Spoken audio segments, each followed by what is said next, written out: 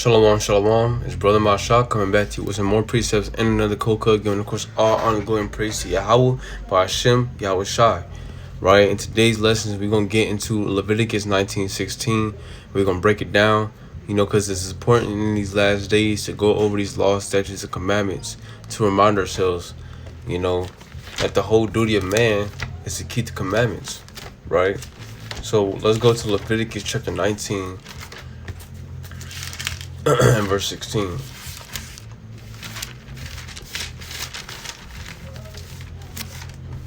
Leviticus chapter 19 and verse 16. Right? It reads, "Thou shalt not go up and down as a talebearer among thy people, neither shalt thou stand against the blood of thy neighbor. I am the Lord." Right? So you're not supposed to go up and down as a talebearer. What is a talebearer? A talebearer is someone who blasphemes someone else's name. You talking behind your brother's back, calling him all these names, but when you in front of his face, you smiling in his face. Right? It's the same thing for the sisters, man. They always want to talk about the next sister, always want to gossip and brag about this, that, and the third. Hey, the law says, "Thou shalt not go up and down as a talebearer among thy people," man. Right? Then it says, "Neither shalt thou stand against the blood of thy neighbor. I am the Lord." So neither are you supposed to stand against the blood of your neighbor. Same thing, an example would be when what's his name? George Floyd was pinned to the ground by the police. Everybody was taking videos, but nobody was doing anything about it. They literally sat there and watched that brother die. Right?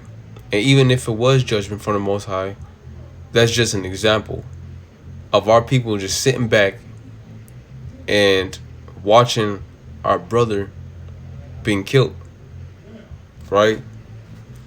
And we got to know, these videos don't do justice, man. Straight up and down. These videos do not do us any justice. The cops already have cameras on their vests, right? So what makes you think that your videos are going to do any justice when you out there taking videos, snapping pictures, and saying, "Oh my gosh"? It's not going to do nothing, right? So let's go to Deuteronomy chapter 28 and verse 54. Deuteronomy chapter 28 and verse 54.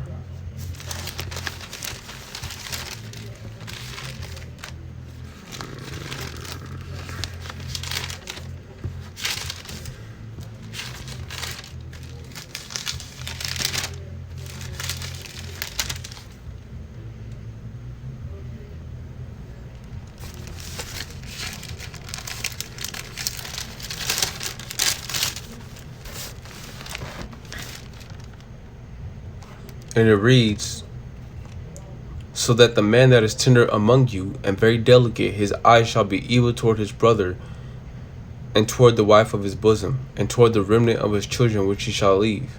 Right? So this is a curse, right? Moses told us, he forewarned us, and told us that if we did not keep the law, statutes, and commandments, that these things would come upon us as a people. And one of those things is that our eyes will be evil toward our brother.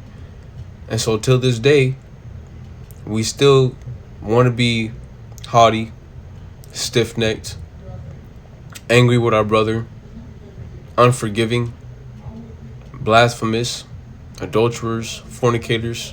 We could go on and on for days, man. And all these things happen to our brothers and to our sisters, and we do it to each other. Okay. So this is just a curse that will come upon us because we wanted to break Leviticus 19:16, Deuteronomy 28:54 came upon us. Madness. Right? Let's go to Exodus chapter 2 and verse 11.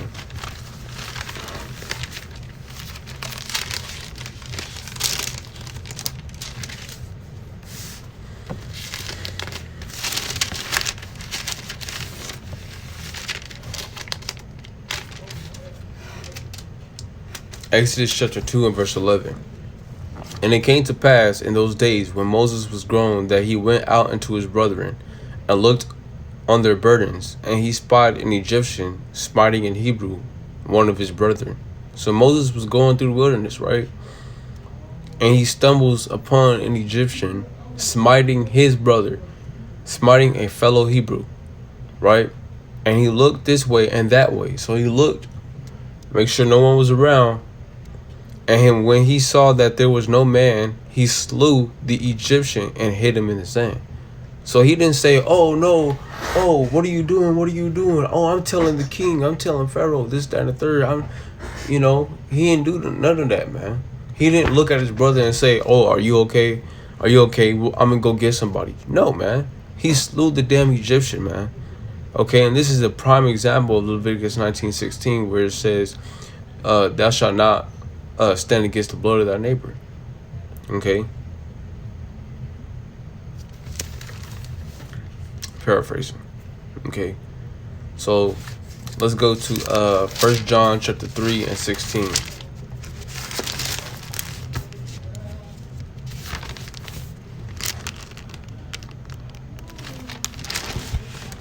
First John 3:16. Hereby perceive we the love of Yahweh, because he laid down his life for us, and we ought to lay down our lives for the brethren. Right? So in these situations, you may come, let's say for instance, you see your brother getting pinned down to the ground by Esau, right? You see your brother getting pinned down to the ground by Esau, and Shalom, Blizzy, Shalom, King, right? He getting pinned down to the ground by Esau, fresh to the camp, and Esau got his knee on his neck. He start punching him in the face, talking about, don't stop resisting.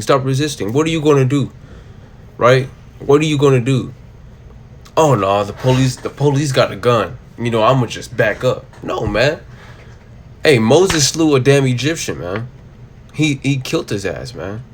Okay, and forgive me for my words, right? But he killed him. Okay, he didn't say, oh my God, he wasn't doing no talking, man. He looked to and fro, and he slayed the damn Egyptian, man. Right? So it says, hereby perceive we the love of Yahweh, because he laid down his life for us, and we ought to lay down our lives for the brethren. Right? We have to lay down our lives for our brethren. Okay? We may end up getting shot. 4 or 5 more policemen might come and might damn put you in prison, and then while in prison, he might have one of his Nazi boys damn start jabbing you up with a damn knife, man. Right? But hey, what does the law say? The law says you gotta lay down your life for your brethren, man. Okay? You should be wanting to lay down your life for your brethren. Right? Let's keep reading. It says, but whoso hath this world's good, and seeth his brother have need, and shutteth up his bowels of compassion from him, how dwelleth the love of Yahweh in him? Right? So if you see your brother in need, whether it's harm, clothing, shelter, food, water, right? Instruction, correction, counsel. If you see your brother in need, you're not supposed to shut up your bowels of compassion, man. Right? It says, my little children, let us not love in word, neither in tongue, but in deed and in truth. And that's what Yahweh is about. He's not about your words, man. And does the scripture say that he that say, Lord, Lord, shall not, let me see if I can find it real quick. I think it's, let me see if I can find it real quick.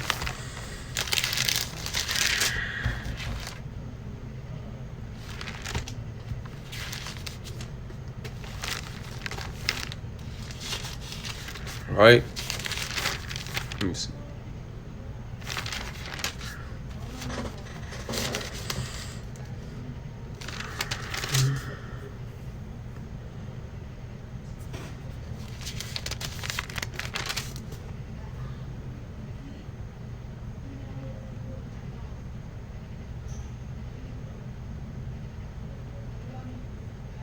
Right, this is Matthew chapter 7 and verse 22.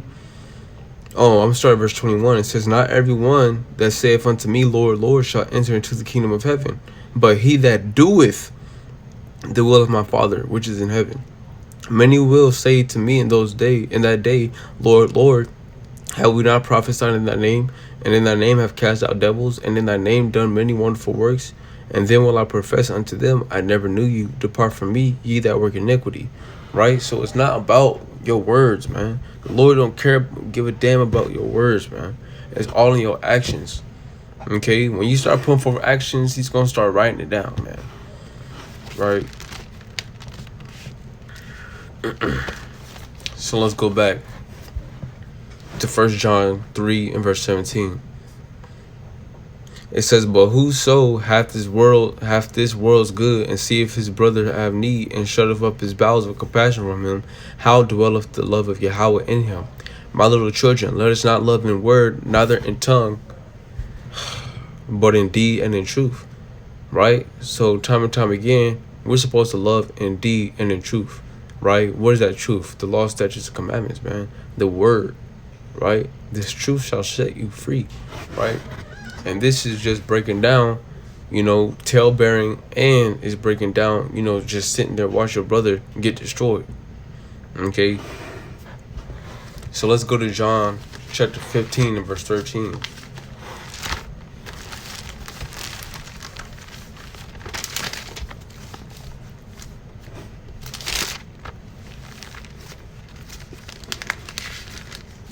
Damn, camera keeps going out, man. Satan. Damn, man.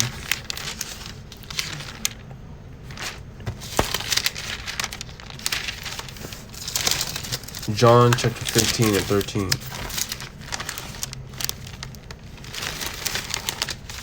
Kind of got the pages all messed up, man.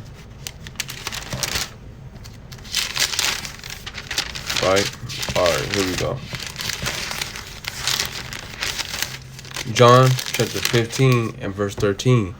And it reads, "Greater love hath no man than this, that a man lay down his life for his brethren." Right? And that's plain upon tables. Lay down his life for his friends. "Ye are my friends if you do whatsoever I command you." Right? So, hey, there's nothing better than a friend that lays down his life for another friend. Okay, that's plain upon tables. So when it comes across these situations where you're like scared to die, you gotta remember these scriptures, man. You gotta remember that it's a blessing to lay down your life for your brethren. There's nothing more important than a love of a friend and the fact that he'll lay down his life for you. You can't stress it enough. Okay? So in these situations, it may come to the point where you have to push the police off. It may come to the point, it could be a damn military soldier, whatever the case may be, and they may shoot you dead. But at least you kept the law. Okay? At least you kept the law.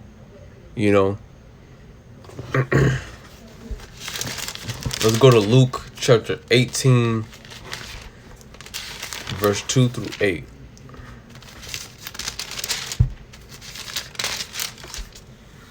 Luke chapter 18, verse 2 through 8. Saying, "There was in a city a judge which feared not God, neither regarded man. And there was a widow in that city, and she came unto him, saying, Avenge me of mine adversary. And he would not for a while. But afterward he said within himself, Though I fear not God, nor regard man, yet because this widow troubleth me, I will avenge her, lest by her continual coming she weary me. And the Lord said, Hear what the unjust judge saith. And shall not God avenge his own elect, which cry day and night unto him, though he bear long with them? I tell you that he will avenge them speedily. Nevertheless, when the Son of Man cometh, shall he find faith on the earth?" Right? But the point is that this judge, he didn't care about Christ. He didn't care about anybody. But he still did what he did for her and avenged her. And the same thing with Christ. How much more for Christ, man?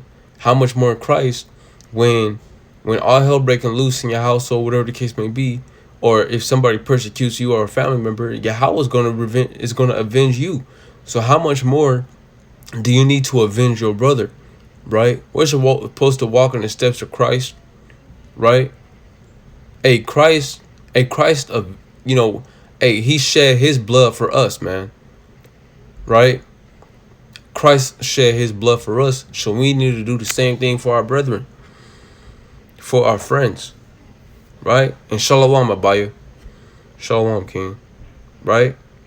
So God avenges his own. Yahweh avenges his own just as much as we need to avenge our own, man.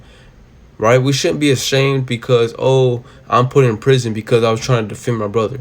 Oh, I'm getting 25 to life because I'm trying to because I avenged my brother. Who gives a damn, man? We kept the law at the end of the day. You know? So let's go to Genesis chapter 34.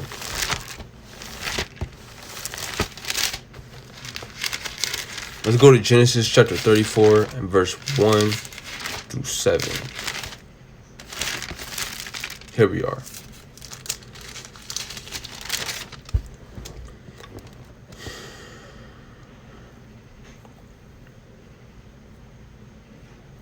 Alright, so this is Genesis chapter 34, verse 1 through 7.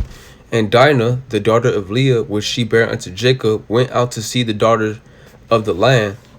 And when Shechem, the son of Hamor the Hivite, prince of the country, saw her, he took her and lay with her and defiled her. So he took her, lay with her and defiled her. He raped her, okay, in layman's terms. And his soul clave unto Dinah, the daughter of Jacob. And he loved the damsel and spake kindly unto the damsel. And Shechem spake unto his father Hamor, saying, Get me this damsel to wife. And Jacob heard that he had defiled Dinah, his daughter. Now his sons were with his cattle in the field, and Jacob held his peace until they were come. So Jacob held his peace. He knew what happened to his daughter. But he sat there, didn't say a word. He just waited for his sons to return, right? And Jacob heard that he defiled Dinah, his daughter. Now his sons were with his cattle in the field, and Jacob held his peace until they were come. And Hamor, the father of Shechem, went out unto Jacob to commune with him.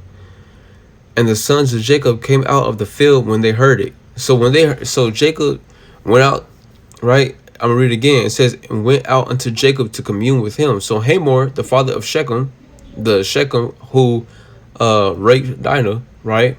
They met him. They went to go meet up with him.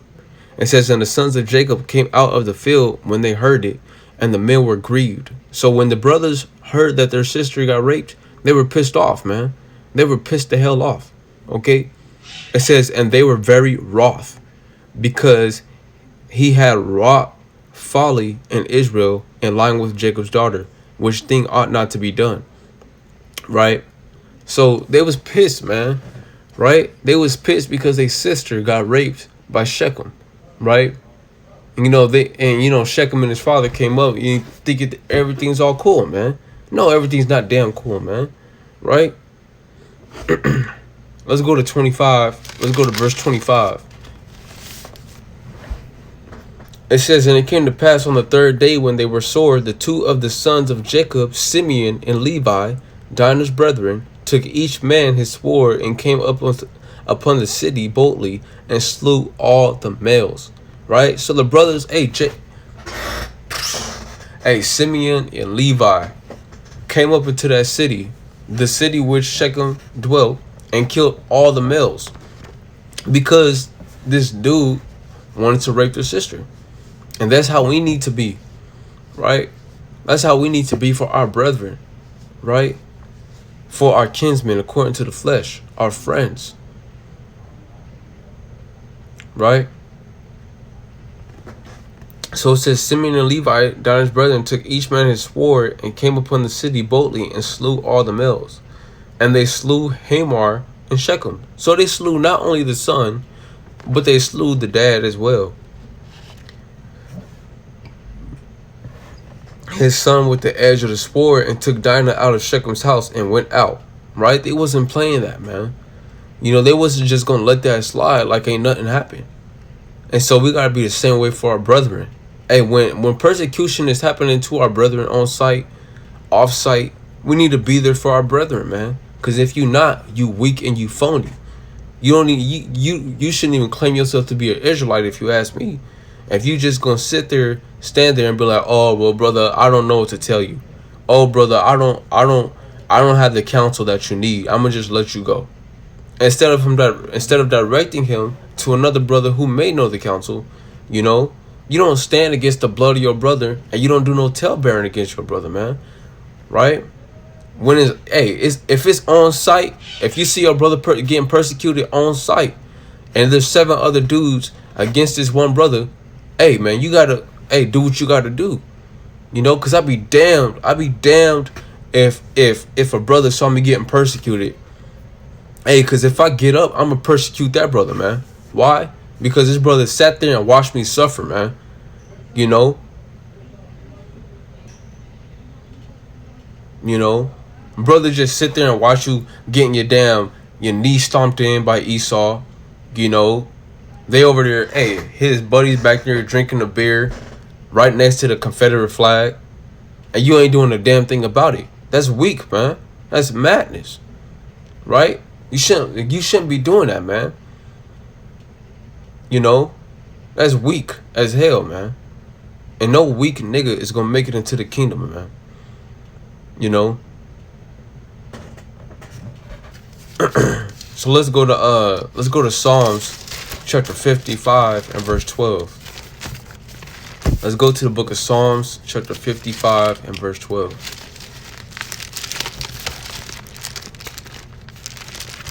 All right.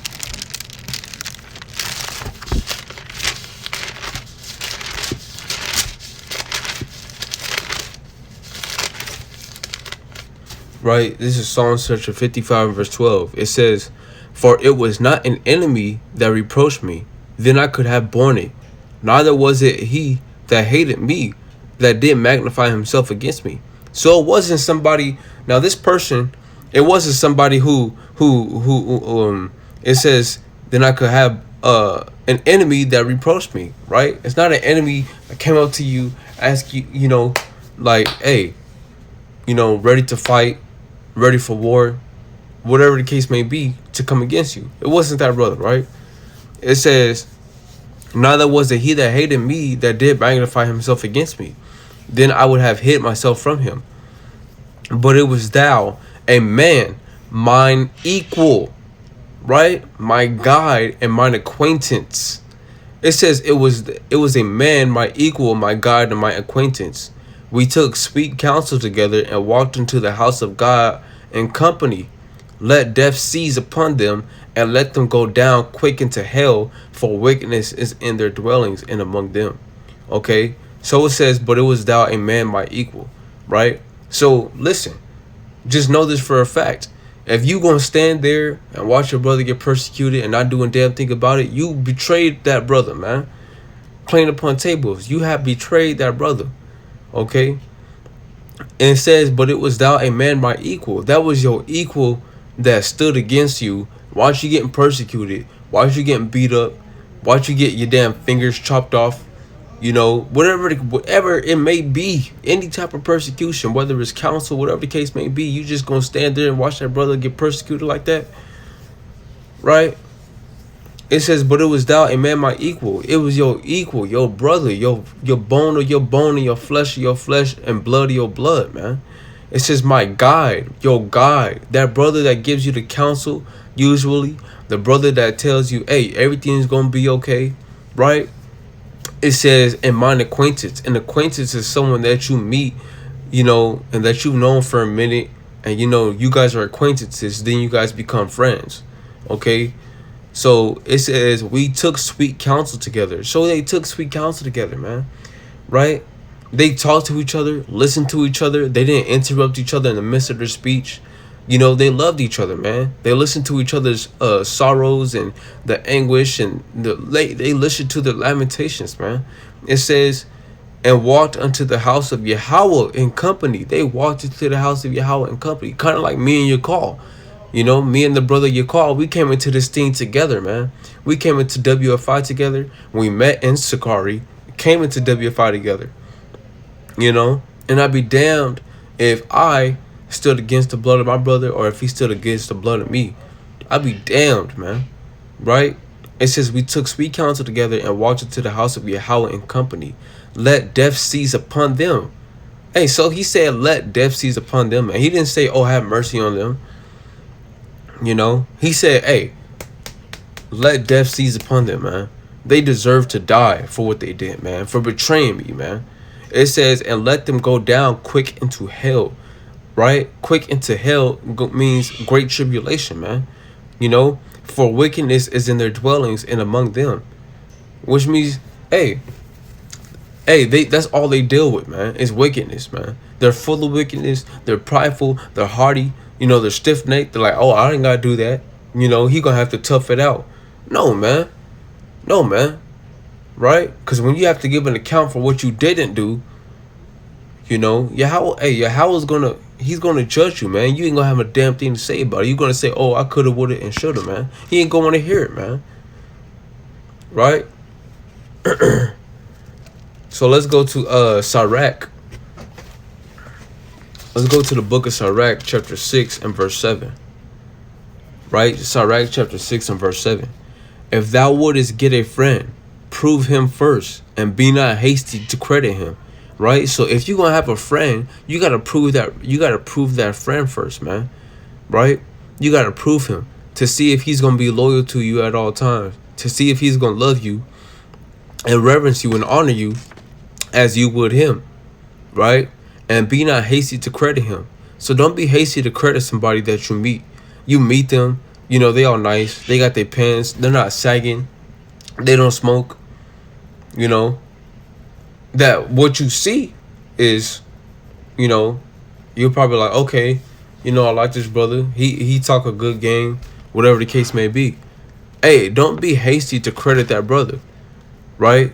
You credit that brother too early, and now all of a sudden, it's like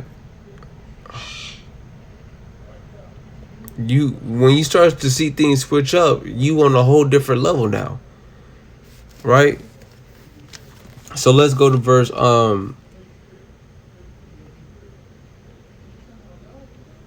let's go to verse 8. It says, for some man is a friend for his own occasion. So some brothers in this thing, some brothers are in this thing to be friends with you just for the benefits, just for oh brother, you got some money you can lend me, you know, you got some clothes you can lend me. Hey, can I borrow your J's? I'm finna take this girl out. Can I borrow these shoes? You know, you in this thing for your own occasion, right? You don't want no friend like that. It says, and will not abide in the day of thy trouble. And hey, when all hell breaks loose, after everything he's asking for and after everything you've done for that brother, hey, when all hell breaks loose, he's not going to abide. You know, he's not going to be there. You know, he's going to be like, oh, man, I'm stuck in traffic. And at the whole time, he's at the damn movies, man. You know, he at the damn, the drive-in movie theater with a couple of buddies, you know, chilling, talking about, oh, you know, trying to cover the phone so he don't hear the movie. You're like, oh, yeah, I'm busy right now. You know, you in the background, stuck in the damn middle of traffic, your damn wheel popped off, man. You know, you done called everybody you damn knew, and nobody answered, but this brother answered, but he can't make it. It's a damn shame, man. You know, it says, and there is a friend who being turned to enmity and strife will discover that reproach. Again, some friend is a companion at the table, so he'll eat with you at the table. He gonna be a good Judas, man. That's what he is, man. He's Judas, right? It says again, some friend is a companion at the table, right? He's a friend with you at the table. He eats with you, he drinks with you, he's married with you. You know, you bumping your glasses of beer together. You know, talk about Cheerio, whatever the case may be, man. You know, this brother sitting with you at the table. It says, and will not continue in the day of thy affliction. So when you start going through affliction, hey, he ain't nowhere to be damn found, man. Right? He does these things for his own occasion. Right? So you don't want no friend or no brother who not gonna be there when times get tough and when times get hard and when all hell's breaking loose. Right?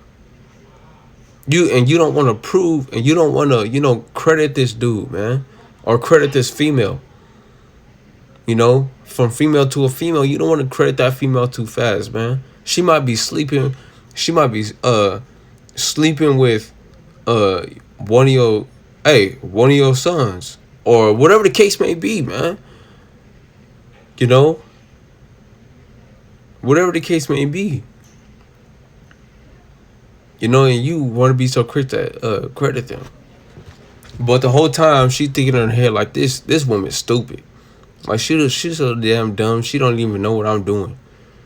You know. So it says, but verse 11, but in thy prosperity he will be as thyself, and will be bold over thy servants. If thou be brought low, he will be against thee, and will hide himself from thy face. Separate thyself from thy enemies, and take heed of thy friends. Right? So separate thyself from thy enemies and take heed of thy friends. You want to take heed to who you dealing with. Okay? That's plain upon tables. Right? Yahweh, he gave us everything we need we need to get through these things, man. Right? He said take heed to these things, take heed to your friends, right? And separate yourself from your enemies, man. Right? If you find a friend to become an enemy, then you need to separate from that person. It doesn't matter how long the bond was, you know, how the intimate conversations were. It doesn't matter if you guys went to the damn feast days together. It don't matter, man. Right? It don't matter. Okay? Let's go to verse 15. It says, nothing doeth countervail a faithful friend, and his excellency is invaluable. A friend's excellency is invaluable. There's no worth to it, man. Right? It's too well, I wouldn't say there's no worth. Let me rephrase it. It's like it's too high, man. That's just invaluable, man. Can nothing compare to a friend like that, man. It says a faithful friend is the medicine of life. A faithful friend is a medicine of life. Because when you're going through it, he's there. When you need food, he's there. When she needs food, she's there. When you need clothes, she's there. When he needs clothes, he's there, man. When he need to drive to work, he's there, man. You know? Hey, when the brother needs something to get his mind off of all the stuff he went through last week, hey, that brother's there, man. Right? A faithful friend is the medicine of life, man. He takes away the depression, the frustration, the rage, all the breakdowns and the crying, right? All the bad evil thoughts, man. He's there, man. He's not one of those brothers that like, oh brother, well, I don't know what the hell to tell you, man. I told you to do this, you ain't want to do it, so I'm not dealing with you. When you get back up and when you get right, I'll deal with you. Right? He's not that brother, man. Hey, he's the brother that's always there, that's always going to encourage you, man. Right? Give you wisdom, knowledge, and understanding, and give you counsel according to the scriptures. Right? It says, verse 17, whoso feareth the Lord shall direct his friendship.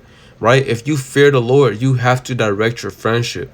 Okay? You got to let that brother know what you about, man. You don't, and you shouldn't have to, honestly. You shouldn't have to tell that brother, hey, man, where's your zits? Where's your fringes? Right? You shouldn't be dealing with nobody outside this truth, man. Right? So it says, whoso feareth the Lord shall direct his friendship aright. So you got to direct your friendship aright. If he says, hey, let's go to the club and let's just chill in the back. No, man. No, because if we go to the club and I get down tempted, then what?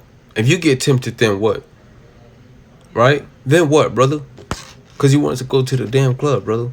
No, you direct your friendship aright, man. Right? And if they don't want to get down with it, oh damn well, man. They got to go then, man.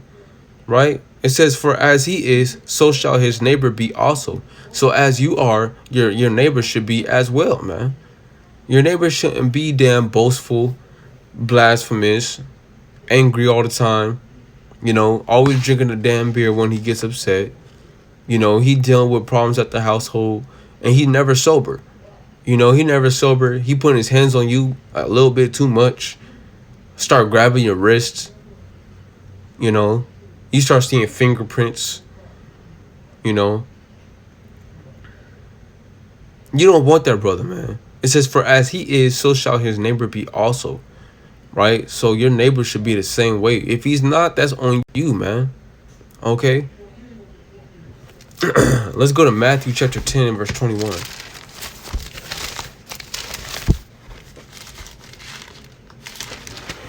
Matthew chapter 10 and verse 21.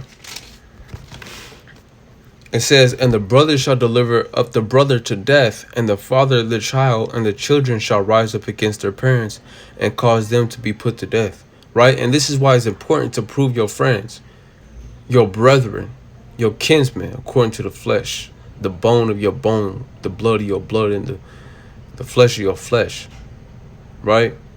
Because if you don't prove this brother, and he come out to be, hey, one of those niggas that just wanted to kill you for whatever you had, hey, you a done deal, and that's all on you. Because you were supposed to not only direct that friendship right, but you were supposed to examine who the hell you dealing with. Right? Examine who you dealing with. Okay? Because, it's going to come a time where this prophecy is going to be filled, where these people that you're so close to, the most mightiest brothers, are going to betray you. Okay? So let's go to Acts chapter 9 and verse 23, my bad. Acts 9 and 23 through 25.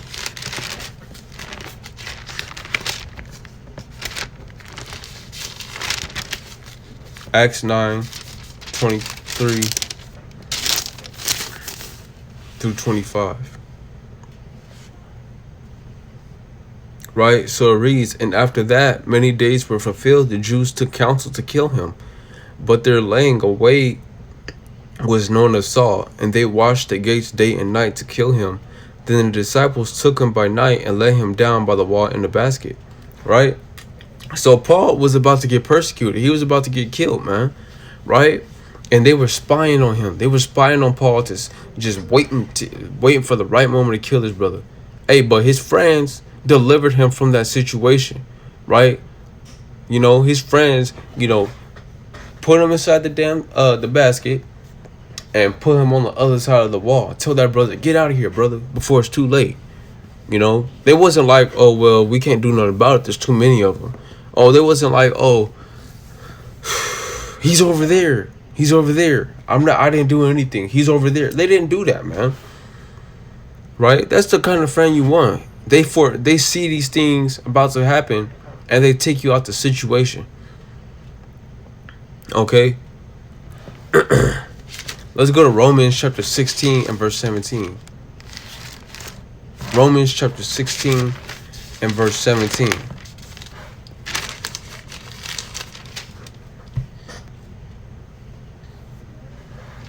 Right? It says, now I beseech you, brethren, mark them which cause divisions and offenses contrary to the doctrine which ye have learned, and avoid them.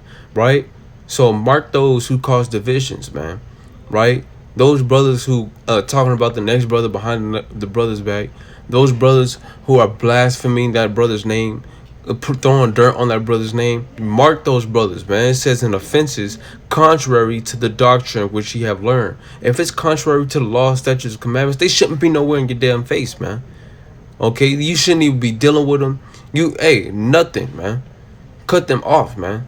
They cause a division amongst brethren, and we already got that, man. We got brothers of Freemasons, Vice Lords, Bloods, Crips, right?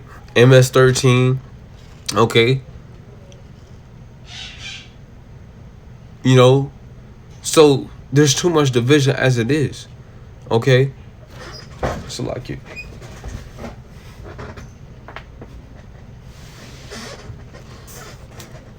Let's go to James chapter 4 and verse 11. James chapter 4 and verse 11.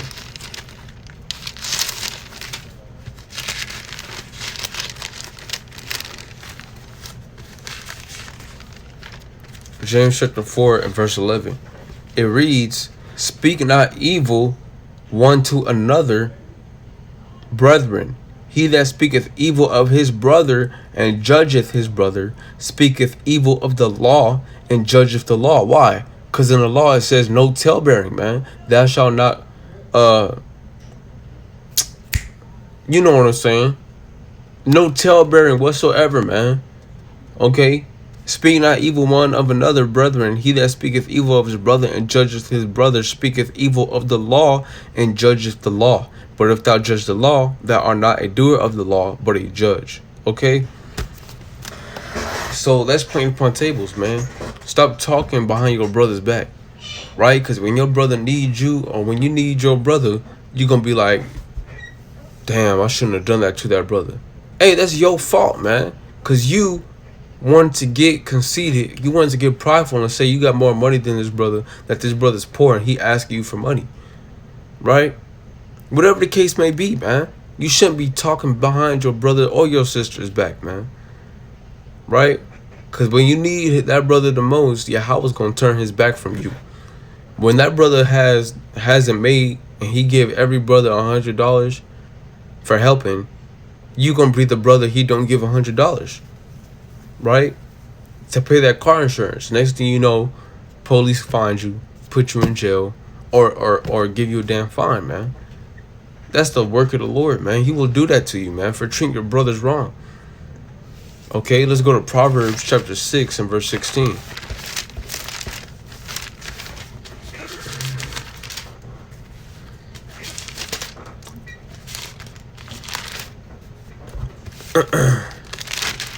So it reads, these 16s doeth the Lord hate. Yeah, 7 are an abomination unto him. A proud look, a lying tongue, and hands that shed innocent blood, and heart that deviseth wicked imaginations, feet that be swift in running to mischief, a false witness that speaketh lies, and he that soweth discord among brethren. So there's a few things in there that go right back to Leviticus 19:16. It says, a proud look, a lying tongue, right? Then verse 18 says, and a heart that deviseth wicked imaginations, feet that be swift in running to mischief, a false witness that speaketh lies, and he that soweth discord among brethren. You know, the Most High hates those things, man. And if you the brother that's doing those things, you need to repent, man. You need to repent. Okay? Like, it's not even funny. Right? Let's go to Matthew chapter 18 and verse 15.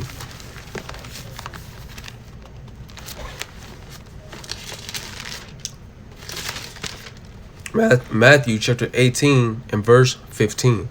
It reads, moreover, if thy brother shall trespass against thee, go and tell him his fault between thee and him alone. So if you having a situation with a brother, or if you got something to say to that brother, right? You always talking behind that brother's back. Hey, say it to that brother's face, man, like a man, right? It says, go and tell him his fault between thee and him, between you and him alone. Okay, it says, if he shall hear thee, thou hast gained thy brother, right? So if he hears you and he accepts it, you have gained a brother, right? It says, but if he will not hear thee, then take with thee 1 or 2 more, that in the mouth of 2 or 3 witnesses every word may be established, right? And that's the law as well, man, right? When it comes to witnesses. Hey, so if that brother don't want to hear you, you know, and you telling that brother, hey, stop blaspheming my name, stop talking dirt, throwing dirt on my name. If you don't want to receive it, hey, that's not our brother. But if he receives it and accepts it and respects it, you have gained yourself a brother, man. Right? It says, but if he will not hear thee, then take with thee 1 or 2 more, that in the mouth of 2 or 3 witnesses every word may be established. And if he shall neglect to hear them, tell it unto the church. But if he neglect to hear the church, let him be unto thee as an heathen man and a publican. Right? So if he don't want to hear you the first time, if he don't want to hear you the second time, you got to take that thing up to the church, man, and expose that brother righteously, right? Expose that brother righteously and tell him, okay, this brother didn't want to accept this. He didn't want to, accept me correcting him or whatever the case may be. We're letting brothers and sisters know that this is, if you want to talk to this brother, this is how you deal with him, whatever the case may be. Don't be too quick to prove this, what's the word? To credit this brother, man. Don't be too quick to credit this brother.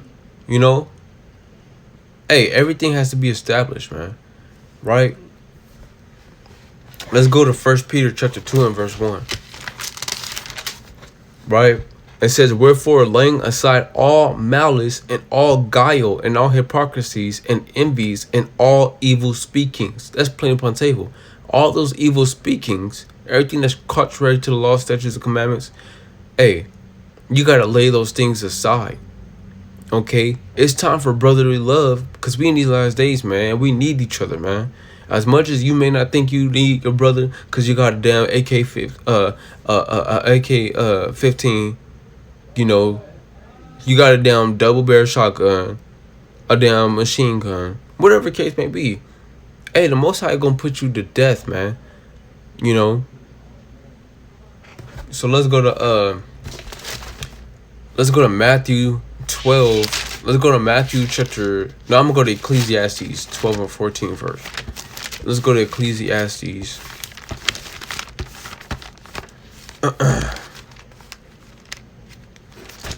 Ecclesiastes chapter 12 and verse 14.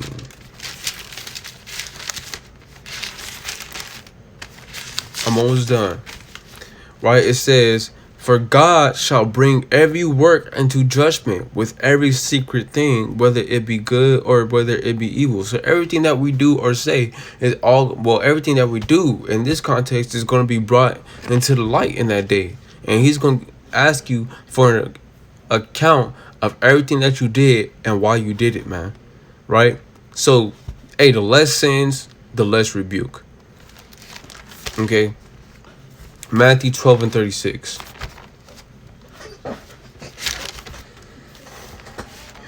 It reads, "But I say unto you that every idle word that man shall speak, they shall give account thereof in the day of judgment. For by thy words thou shalt be justified, and by thy words shalt thou be condemned." Right? So plain upon tables. Every idle word that man shall speak, you shall give account of it in the day of judgment. Okay? So be wise in what you say. Be wise in what you're doing, how you're doing it. You know, you go to that brother and tell that brother, "Oh, did I do anything to harm you or hurt you or cause confusion? If I did, let me know, brother." You know, it's just all love. You know, that's how you should be towards your brother. You should be open to your brother. Love your brother. Love your friend. Right? Be wise in your conversations. Okay? And with that, I want to give a mighty shalom to you, brothers and sisters. Aloha, aloha, aloha, shalom.